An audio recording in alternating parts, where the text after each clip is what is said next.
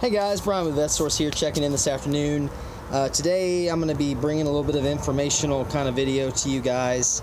I haven't really gone over my long-term 1992 LT-1 hardtop car in a while, just because I've been sidetracked with normal, everyday duties of life and running a business that I actually run on the parts side of it and other things. So my project cars I get to when I can, but I wanted to take a moment to illustrate a little bit more on this car specifically because a few months ago I had detailed the engine in our other car here, our other yellow 88 Formula 350, and I kind of did a basic description of our tune port injection, which was literally kind of like the first generation of fuel injection for General Motors. And of course they had fuel injection back in the 50s and 60s as well, that was a mechanical in nature. In fact, I just yesterday put out a video of a mechanical fuel injection air cleaner assembly, which looks more like something you see on an industrial piece of equipment rather than for a fuel injection. So this again would be your first generation fuel injection electronic tune port injection. Now this fuel injection system on this car, or this motor I should say, took some of the shortcomings of the tune port injection, which, don't get me wrong guys, I'm a big fan of tune ports just because they're very docile, they're easy to maintain, and they run really well. They're not the fastest, but they're actually really cool and they got a lot of low-end power. But this iteration of the next small block came around in 1992. This was the first year for it, this 1992 Corvette, and from the period before this, all the way back to 1955, the small block Chevy had virtually no changes to the basic structure, architecture of the engine. It was what it was, and it worked, and by God, they made 100, 200 million of those things are floating around everywhere still, the small block Chevy, in all kinds of different configurations and horsepower and cubic inch displacement, everything. So this, in 92, was the introduction of what General Motors called their LT-1 engine. And yes, that's right, the 2014 Stingray was not the first LT-1 motor that came out, and this wasn't even the first LT-1. The first LT-1 motor showed up in 1970 as a high horse, 370 horse small block Chevy in a 1970 Corvette with big old high compression heads, pistons, solid lift cam. I think it was good for 370 horse. So this was technically their second iteration. Now the interesting thing about this small block Chevy was it is very, very similar to the earlier motors, but it does not share much of the same architecture as the rest of them, being that you can swap the oil pans between this and an earlier Chevrolet engine. You can't swap the timing chain covers, you can't swap the heads, you can't swap the intake, you can't swap the cams. I think you can swap the pistons and rods and crank, I don't remember, but there's very little that interchanges, even though this motor looks almost exactly the same. Now the biggest reason for this was what Chevy did was, now remember we talked about the intake runner length on the tune ports was really long, around 2 feet per intake runner, so it seriously limited them at a higher RPM range. This basically alleviated this flat plenum intake, right? Here's your throttle body right here, plenum all the way back, it's hot, so I'm trying to be careful. Basically allowed them to develop a really flat, broad torque power curve for this motor. So this motor stepped it up from the 245 horsepower that you'd find in a 91 Corvette to 300 horsepower with, I think it had 350 foot-pounds of torque if I remember correctly. So it's a really stout engine.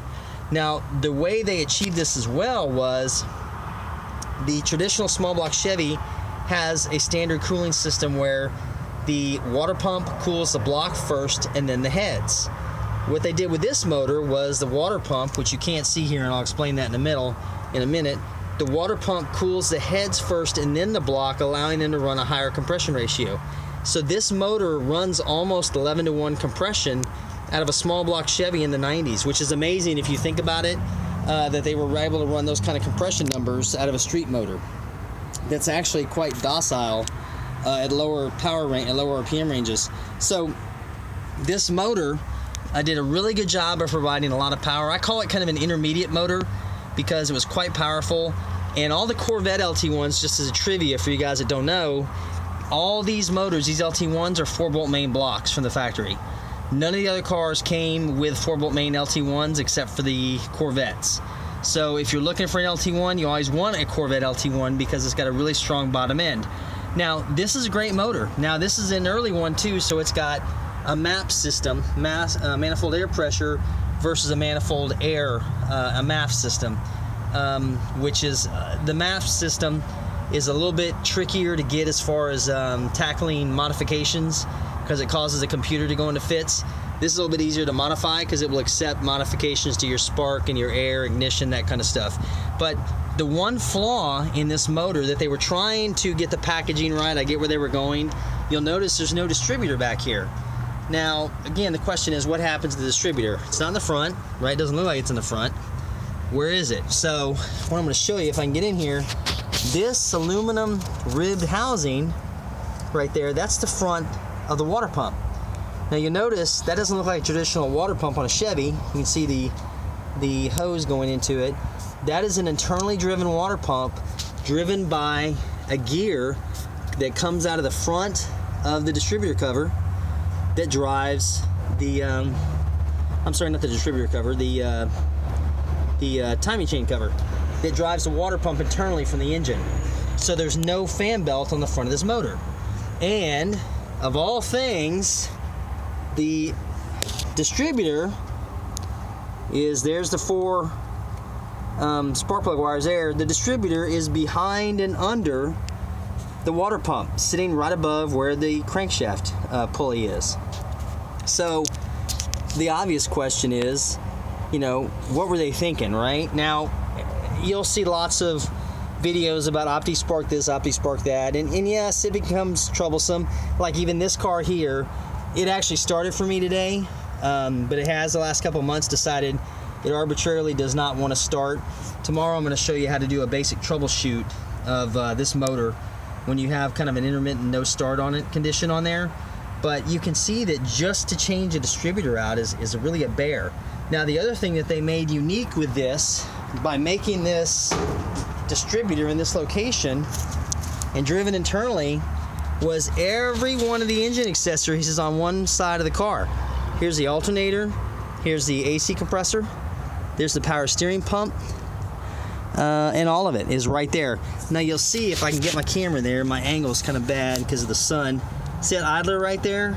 Every single bit of this is run, and there's an idler right in here as well, right there where my finger is. So there's 2 idlers on this side. There are no belts on the passenger side of this motor whatsoever. This one belt goes on this entire side of the engine and controls everything from here. What's interesting is they went to, from the older parts, the older days where they had the rubberized motor mounts. These have a hydraulic, fluid-filled, rubberized mount that tends to wear, one side will wear more than another, just because simply a lot of torque is happening on this side of the motor when you put it under a load or rev it up. But it's a really neat packaging, I think. They just either weren't concerned about the effects. Now what happens, obviously, is the water pump tends to leak with time, or moisture escapes, and the first place that moisture goes, with the distributor being right underneath the water pump, is right in the distributor cap. So then your car doesn't want to start. Now, this aggravates a lot of people because, of course, they don't want to get in here and do this. And it is kind of a frustrating thing. But it's just probably one of the flaws of this engine that really turns a lot of people off. But I'll be honest with you, other than that, this engine is extremely easy to work on. There's not a whole lot here that's complicated other than these crazy engine bypass tubes for the exhaust gases. These tend to get frozen up, and of course the system runs all the way to the back around here. This is part of the emissions controls they were forced to put on the cars. But just kind of a neat packaging overall, and it is still a good looking engine. I think it's not as fancy looking as a tune port, but again, we come back to this. I think was an answer to complaints about the tune port injection. and the problems that it had in the upper RPMs, because I'll tell you straight up, this motor will pull all the way up to about 6,500 RPM before you start bouncing off the rev limiter, and you can feel it all the way through. So if you've never had the chance to drive an LT-1 Corvette or even a Camaro from that era, jump in one, take it for a cruise, especially a standard shift, because you'll really love the experience. Now, there's one other iteration of this that happened before 97, the LS motors came out, and that would be the LT-4 motors, and it was only available in the Corvettes for 1 year, and you had them in about 100 Camaros made specially by SLP. They were the 35th, wait, I'm sorry, I can't remember, but it was the white one with the orange stripes, and yeah, that would have been the 30th anniversary Camaros, that's right. And they only made 100 of them, but the LT-4s were available in the 96 Corvettes only with a 6-speed, just to handle the the extra power.